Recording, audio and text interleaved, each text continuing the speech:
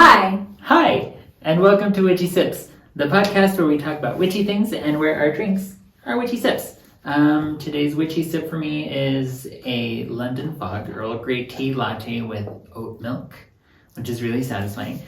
Audrey, what's in your witchy sip? I got a chai tea today, hot. I usually get it cold, but I got it hot today because it's just more comforting that way. But it's really delicious. I love chai. Did you know that chai tea is redundant because chai means tea? Yes. Yes. So much funny. yes. I learned that on TikTok. Me too. And now I just want to say, can I get a chai? Yeah. And I have said that before, and they come back with like a chai tea or a chai tea latte. I'm like, a chai latte or a chai. But yeah. Interesting. I did know that. And also, warm is really nice just because it is winter still. Well, soon to be, but it's supposed to be winter here, but it's not yet. No, it's Which hot. is why I'm in a sleeveless tee. I know. But in honor of that, in honor of upcoming winter solstice, we figured we'd talk about #the war on Christmas. Yep. So, Hashtag. Basically pagan rituals, right? And How it all started, the Christianity festivities that have pagan roots. Right. So how did it all start? With the baby Jesus? Is that how it actually started? One begs the question. Well, it's interesting because, I mean, people celebrate Christmas as the birth of Jesus, right? Yes. But it's funny to me because for the most part, we all know that more than likely, there's no way of knowing for sure, but more than likely he was not actually born on Christmas. More than likely. Just right? because the Bible doesn't actually say specifically. Doesn't give a specific date. However, we do know that there were shepherding sheeps. Right, Not exactly. Sheep. Yeah, they were out there with sheep? they were out there with their flocks. Yes. And why would they be out there with their flocks on a cold winter night? Right, exactly. So that's always kind of been like the proof to say that he probably was not born during the winter, aka December 25th. But that is the main reason why people celebrate Christmas. Right. And so, but what do we know about the Christmas? What do you know about the Christmas before the baby Jesus? What I was reading about was that initially they didn't celebrate the birth of Jesus on December 25th, but they celebrated it on January 6th, which is that whole other rabbit hole that I went down on the last episode about the Epiphany and the 3 wise men, and they went, and it was like 6 days, like so many days after he was born, but that's neither here nor there. But they used to celebrate it on that day. And then Christianity took over, and they actually ended up taking over or appropriating the winter solstice celebrations from like the Romans, or from like one article that I read was talking about the god Mithra, who was born from a rock or in a cave.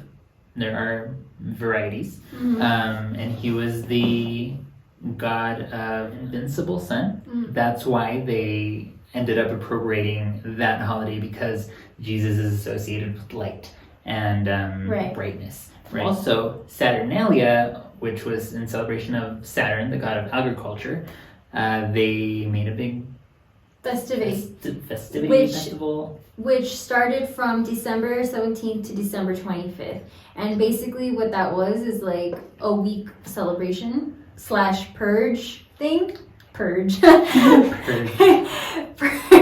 The reason I say purge is because that's literally what it was. Like, you could get away with anything. Like, there was rape, there was burglary, people were drinking, drunk, they could steal. It was just all sorts of mischievous things happening, and you could just literally do whatever you wanted. And it went on for like that full week. So basically, also from what I read, Christians, they decided just to, since they didn't really obviously like know that much, they were like, hey, you know what, we're just gonna go with the 25th and go with it. It was like, they were like, you know what, we should probably celebrate Jesus' birth, but they just decided, okay, we're gonna go with the 25th. And because they wanted to have people join them and attract them, they were like, we're just going to kind of give them a little bit of what they know and what they want. So that's why we say they adopted it as theirs, because that's what they essentially did. Because like people were already partying anyway, so they were like, why not? Why not put our spin on it? Yeah, let's do that. One interesting fact that I read too was that the slaves would be set free, and they were allowed to like mingle and interact and join in the festivities, and the kids didn't have school. It was like a whole It was deal. like a free-for-all. Yeah. And like I even also read that the lesser fortunate, meaning the poor, could literally like pick on, so to speak, the richer people. Like they would go and like interrogate them, or like I don't know exactly what they would ask them, but if they got it wrong, they would basically like just terrorize them. Like trick or treat. Kind of. Yeah. Yeah. Like it was crazy. Kind of like the strangers where they would just terrorize their house. Like it's kind of creepy. Yeah. Like I don't know why. It was but yeah, like you said, a whole purge thing. It was insane. Mm-hmm. What do we know about Christmas iconography? Like the Christmas tree, or like the mistletoe, or like all those kinds of things that have their roots, or the Santa Claus. Yeah. What do we know about them as far as having like roots in paganism or pagan traditions? Well, I know that mistletoe was considered like a magical plant. Like it had like magical, I guess, like substance to it. Mm-hmm. And they used it as like a fertility thing. Yes. Which is why you like kiss under the mistletoe. Mm-hmm. But yeah, it was considered something like magical to like where it came from. I know that it's like dangerous to eat though. Yes. So I don't know exactly how they would like get the magical properties from it. Right. I know on this flip side of that, they also used it to bless people and give peace to people. That's why they would hang it on their doors. But I mean, like you said, the fertility part of it, I guess that's how they got to the kissing part, because I was like, I don't know how they got to the kissing part, but that makes sense. To bring people together. I also wanted to say really quickly, I think that like Christians viewed pagan things like they didn't particularly like them, but they also knew that they had to adopt them, so to speak, if they wanted to gain popularity. Yes, because it was very much a competition with Christianity, right? With the Romans and stuff. Yes, because like I mentioned before, that it was a Persian god, Mithra, who was in direct competition with the baby Jesus, because the baby Jesus was all about the light, and then how God had given the baby Jesus to the world as a gift and all that stuff. That's one of the tie-ins to like gift giving, because God gave his son. But also God Mithras, the son of the god of sun, was in direct competition with the baby Jesus. So they were like, nope, not happening. So basically what they kind of did, I feel, is they kind of just swapped. Like they were like they played like Mad Libs. Like they were like, okay, instead of this, we're gonna be like put Jesus, or instead of the date, we're gonna put like. That's what it seems like, and that's what they did essentially. Because like I said, they knew that they were gonna have to kind of bend the rules of it, so they could get more people to be like, oh yeah, like Christians we're gonna be Christian. We're gonna be Christian. We're gonna convert y'all.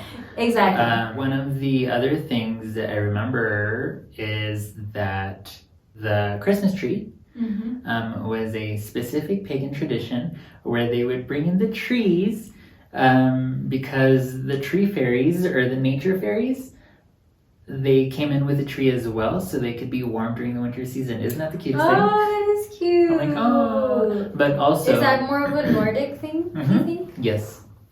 But also because they also brought in the tree because it was an evergreen tree, and so after the winter solstice is when they celebrate the coming of the longer days, the coming of the warmer days, the coming of the sunny days. And so that's why they had that representation of the evergreen tree, and they would put apples on it, red apples on it. So do we see a theme here? Yes, definitely we do see a theme. Also, I know Santa is like a complete, like, that's a whole nother thing. But I did see something that said that they also tied that in to spirits that would roam the skies during that particular season. They knew that there was certain spirits, I forgot what they're called, but they would just like fly freely in the sky. So they kind of adopted like, okay, well, Santa's gonna be in the sky with his reindeer and, you know, dropping off gifts and all that. And there was another one too. A gift giving one. There's a one from Italy. She's an Italian nice old lady. I forget what the name is, but it starts with a B. But she would give treats and gifts to the children of the town. And then there's another one from Germany. Do you want to fact check? I do want to fact check. Yeah, so like the gift giving, also the holly. Is that the little plant? The little flower? That's the little plant with the little red berries. Yes. That one, apparently, I didn't know this, but apparently Christians believe that the red represents Jesus Christ's blood and the leaves represent his crown of thorns. Yes, which goes to another subject about, you know, Christianity wanting to convert people. In Mexico, you know the really pretty red flowers, really pretty red plants during Christmas, the poinsettias. Yeah, they're actually found in South America, and so those were thought to by the Aztecs to have been given to those people by the gods because they represented their blood sacrifices that they gave to the gods, and so that was like a gift, right? Yeah. However, there was a U.S. and Mexican ambassador who went from the United States to Mexico, and he found that specific plant, and he was like, "Ooh, I'm going to take it." Right. He was like trying to do, I don't know what, probably trying to convert people, but before he got kicked out of Mexico, he sent the plant back to the United States, and when he did that, he got the story. It's a Mexican folklore story, a Mexican legend that says that the reason that that plant is tied to Christmas in Mexico or in South America is because there was this little girl named Pepita, and her and her cousin Pedro were walking to the chapel one day for the Christmas. And she didn't have anything. She didn't have anything to give for the nativity services. And so her cousin Pedro was like, you know what, any little thing will do. So she started picking up weeds along the way and she made them into a bouquet. And when they got to the chapel, to the nativity scene, she put it down the nativity scene and it suddenly bloomed into a very pretty red flower. Poinsettia, yeah. And so that was a miracle. Yeah. And so that's why it's associated with Christmas. Hence paganism. Yes. But it goes back to like the indigenous cultures from before Christianity. They had their own customs and beliefs that the gods had given them the flowers because of the blood sacrifices and because of everything. But somebody took it over and was like, you know what? Let's make it Christmas. And here's a cute little story. Right. Right. Yeah, so I also wanted to say that because when we say pagan, like I just looked up the definition, because we all have in our mind pagan. For some reason, growing up in a religious household, you always like related it to, oh, it's bad. Like it's not what we do. Yeah, right. But if you look at the definition, it's just other beliefs that are not what are like main. Right? So, in other words, it's not necessarily wrong. Right. That's what I'm trying to clarify. And I just think it's interesting because, like you said, it's just what was there prior to world religions hitting. Yeah. Because it was ethnic based and prior to the other people or belonging to the people of the land. Right. So. And yeah, like growing up in a religious household, right? Like anybody that strays from the religion, they'd be like, oh, they're such a pagan now. Right. Que paganos. Right. So yeah, it's just another word of like, oh, they just don't believe what we believe. They just have a different belief system that is not deep in Christianity. Were you able to bring it up? I did. I found the one that I was talking about was Frau Holly, which, if you remember from last episode, Frau Birchta. It's her cousin. Oh, they're all related. How fun! They're all related, and so Frau Holly, she was a pre-Christian female legendary figure. Pre-Christian pagan, or pre-Christian pre-religion, and she would fly around, and she would also give gifts to the children, whereas Frau Birchta would slit their insides. And she was like the good wicked witch of the West. The good witch, yeah. Of the West, of the Nordic lands, of the Germanic lands. Yeah. And yeah, the Italian one, I couldn't find the Italian one, but the Italian one is really, really sweet. She feels like an old grandma. That's what I was just thinking. Warm and cozy. Warm and cozy and cuddly. But yeah, the poinsettias, the evergreen trees, which now have what turned into pink trees, as you saw in our entryway. We have a pink Christmas tree. It's crazy how you see like the evolution. Oh yeah, for sure. And then the red apples that just somehow turned into ornaments. And ornaments that don't even have anything to do with apples. Like you gave me a pizza ornament one year. Right, yeah. Like now ornaments are just another way to express yourself. Yeah. But yeah, so all of these things also tied into, like I said, winter solstice, Yule, which is what some people celebrate, Yule, instead of Christmas. The Yule. And Wiccans, I believe, celebrate winter solstice. Winter solstice, yes. And so Yule comes from an old German word, Jol. And it's spelled Jol, but the O has that little line on top of it, so I don't know what that means. Jol. Like jolly? Right. And also from the Anglo-Saxon word, Geol. They all sound the exact same to me, but that one is spelled Geol. Which, sorry to stray from your point, but I've always wondered, why do they call Santa Noel? Do you know? They call him Noel. See. And I thought it maybe had to do with Joel, but no, it's that's Jay. different. In France, they call him Papa Noel. Mm-hmm. Maybe that's just how you say Santa Claus? Saint in Nick. French? I don't know. I have no idea. No sé. But sorry, what were you saying about Joel? Oh, Joel. Yes, that's Yule. the Anglo-Saxon word. That one's spelled Geol. Oh yeah, Yule. That's where the word Yule comes from. And so, but also they have Yule is one of the time periods in the wheel of the year for Wiccans. And so there's Yule, there's like Imbolc, there's Beltane, there's Samhain. I think there's another one. I think I'm missing one. Mm-hmm. But so Yule is from mid-November to like mid-January. But in that Yule, they celebrate the winter solstice, which is typically the shortest day of the year. Right. The longest night of the year, which typically falls on December 21st. Oh. Do you have any winter solstice plans? Well, this is going to be like my first year that I actually go through with trying to do anything, because I've wanted to, but I just don't get around to it. Yeah, I always have like plans, right? Like I always want to do this and that for winter solstice, and it never pans out.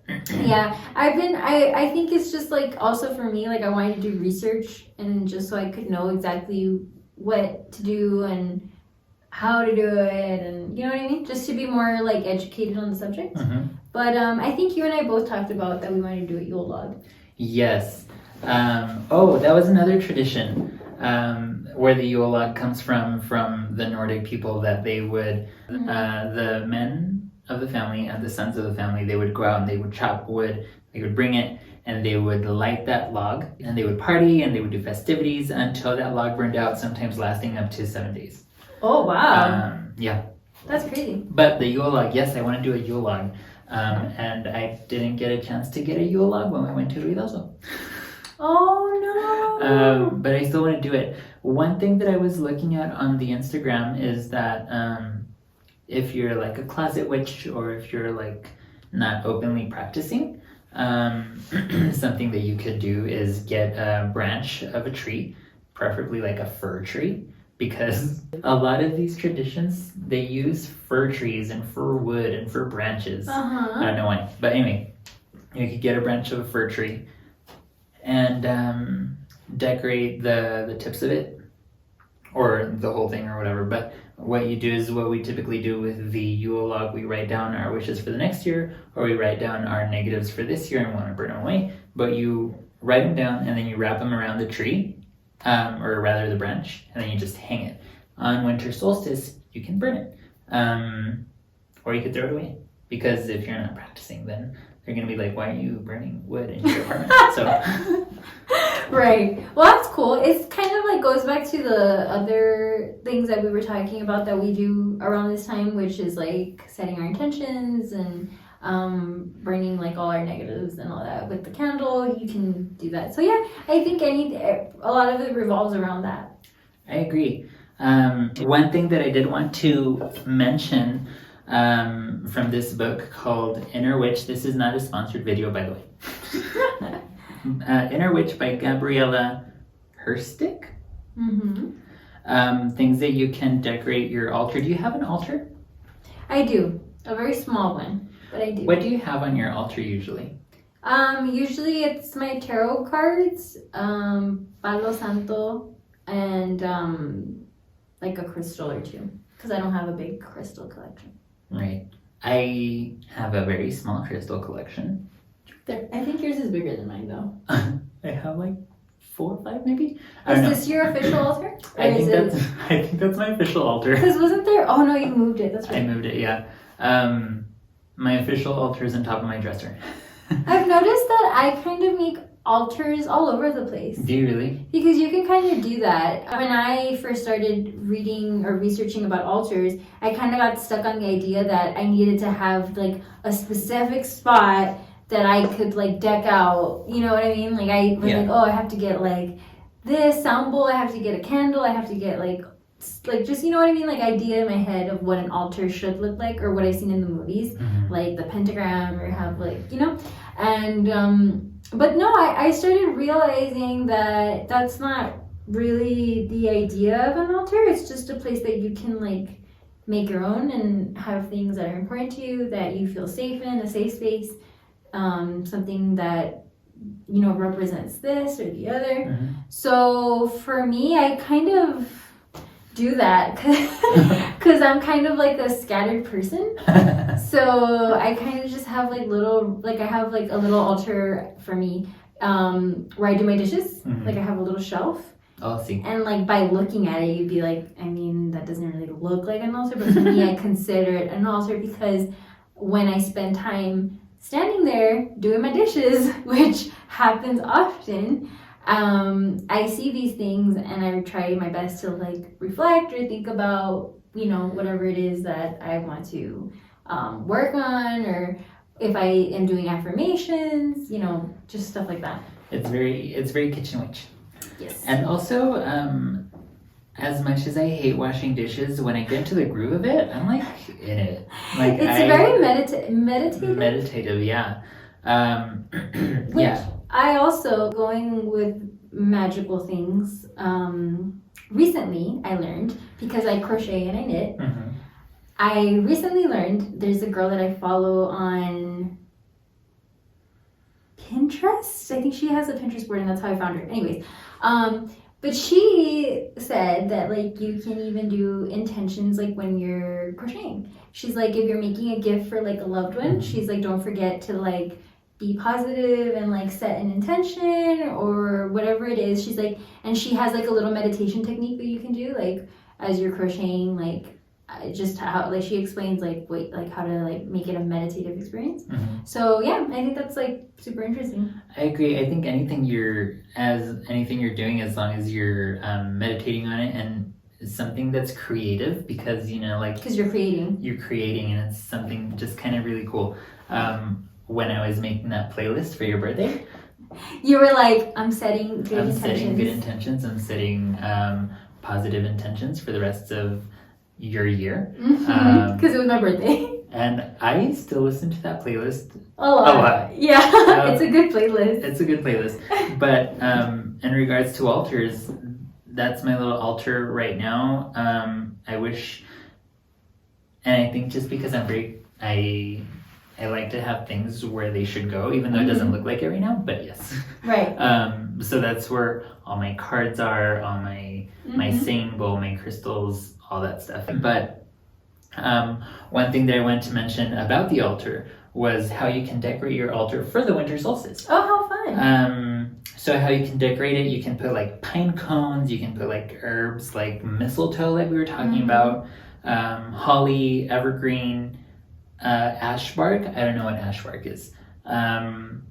White and silver candles. I know a lot of people have different colored candles. I don't. They represent like different things. Different things, right? I tend to stick to white candles. I don't know why. Maybe I just haven't gotten around to getting different colored candles. Maybe that's why. But yes. The ones that I mostly see that people use like for their altar, like if they want it to represent something, are like the long ones or the tapered. Oh, like the seven? Oh, the tapered ones? Both of them. Okay. Yeah, I've seen people use the tapered ones or the long like glass ones, the 7-day candles. Yeah. See, you can put heirlooms or talismans that connect you to your ancestors. And one thing that I love about this book, how it tells you to decorate your altar, if you so wish to, is putting a specific tarot card for every part of that wheel. So for the winter solstice, it's the death card, which I have right here. Because as we talked about, the death card is very much transformation, rebirth, and that's what they celebrated for the winter solstice. And that's what we still celebrate today for the winter solstice. The death of the winter, the rebirth for the new year, for the new longer days, for the new light. So yeah, that's one of the cool little things that I wanted to share. Maybe a fun idea would be we can do like a special episode where maybe we can like start our little yule. I agree. We should. Cool. I still need to get yule. Just to hold us accountable. Right? Yes. Yes, definitely. Otherwise, I will not do it. Even though one thing you guys should know about me is, I'm not gonna lie, I'm a little bit lazy. Procrastinators unite. Yes, maybe later. a bit of a procrastinator, and just because I think that's why I am the way I am, in the sense that like I kind of just wing everything. But I do want to work on that, and I do want to work on like just being more present in my practice. Right. Because I feel like I consume so much information through social media and like just wherever. Like I'm on my phone, if I'm like reading an article, or if I'm on like Instagram, TikTok, all those things, I'm just consuming all the time. And I run across things that are like have to do with your practice, but I feel like consuming them is one thing and actually putting it to practice is another thing. Yeah. So I want to work on just making it my own, take what I've learned so far and just like being more present and actually doing what I've learned. Right. As opposed to just kind of like staying stagnant and doing your same old practice of just like whatever it is that you do. Right. You know? Me, I tend to just stick to tried and true. Like I love my tarot, right? But I do want to practice more to keep myself accountable, to keep us accountable, of introducing new things to our practice, because as we should. Yeah, because I think with your practice, it's kind of like you never stop learning. So it's always going to change your practice. You know what I mean? And by definition, it's a practice. You keep practicing at it. Yeah, and I love picking up different people's practices. Like I love like seeing what they do to see if maybe it resonates with me. Because sometimes, I'm not going to lie, like I know, like I follow some people and I'm like, that's intense because like they do like really like structured practices, and I'm just like I can't do that. Yeah, I actually I listen to a podcast called Bad Witch. And, So I'm a bad witch. basically, right? Like, it's basically a podcast where the intro is a podcast where we get our witch shit together one spell at a time, because we're like, it's for people who are bad witches. Like, we don't How fun! we don't have it structured. We don't have a an set order. thing. Yeah. So, Yeah. but right, that's very much me too. Like, there are some people that have like their book and they have everything notated and like set. Mine's all scattered. I'm just like, well, what did I read the other day? That kind of thing. Yeah, and I was also listening to this other podcast, and the girl was saying how her practice lasts like 3 hours. She says that like she'll break it up like an hour, but all together 3 hours that she dedicates to whatever it is that she's gonna practice for the day. And I'm like, that's a lot. I mean, that's great, but I'm like, I can't. Like, girl, I can barely get myself 40 minutes at the gym. Like, no, gracias. But I think it's just like we said before, it's just whatever works for you, and whatever is gonna make the most difference in your life. Right, I agree. As long as it creates change in your life, because there are some people who are very purist that I think Art and I talked about that. It's very, this is how it is and this is how it should be and that's how everybody should practice, but it's not, because it's not a one size fits all type thing. Right. So, but yeah. Yeah, I think I'm excited. I always get excited. As much as I say that this time of the year is stressful for me, because it is, it's also like the most exciting time for me because I always just feel like brand new. Like, I agree. Like it's a new start, and even though you want to cry because you're like, oh my god, another year went by. What did I do with my life? What did I do? But I mean, you just have to remember to look at things maybe not in like so much of a like grandiose approach, just like the little things that you did that have made an impact. The small attainable goals. Yes. The ones that you actually did get. Like, for example, this year you started selling at farmers markets, your art and your creations. I was able to branch out a little bit, which I had never done before. And I was like taking steps to sort of put my art more out there. And I also started a music video, which was really cool because I had never done that before. That's true. And I didn't think I could do it because I'm like a very shy, introverted person, even though I probably don't like look like it now, but I am. And the fact that I was able to do that just was like, oh wow, like that's cool. And it was a witchy music video that came out around Samhain, around Halloween. So that's true. Very witchy, very on brand. So yeah. That's up to that. So I think like, yeah, like that's good. And like for you, like I know like there's things that you have done. I did. I made stickers this year. Yes. And also I tried to start my own tarot. You did start witchy sips. I did start. Yeah, I did. Yes, witchy sips. Witchy sips was born. Witchy sips was born. And we've stuck with it. So. We've stuck with it so far. Next year is going to be very exciting. I have ideas. So yeah, keep watching for those. Keep tuned. Stay tuned. Stay tuned. Keep tuned. But yeah, I think that it's good. Like the little things that we've done have been good. Yeah, I think so too. And I'm looking forward to putting this year behind us and also, keeping the positives with it. But also, stepping into junior year of COVID. Like his graduating class. Carefully, like, oh my goodness. Graduating class of COVID. Yes. Here's hoping, right? Yeah, I think that for everyone it's been a tough couple of years. But I mean, we just have to like stay positive and keep doing whatever we're doing. I agree. That has been our winter solstice episode. One thing that I want to leave off with, again, from this very lovely book.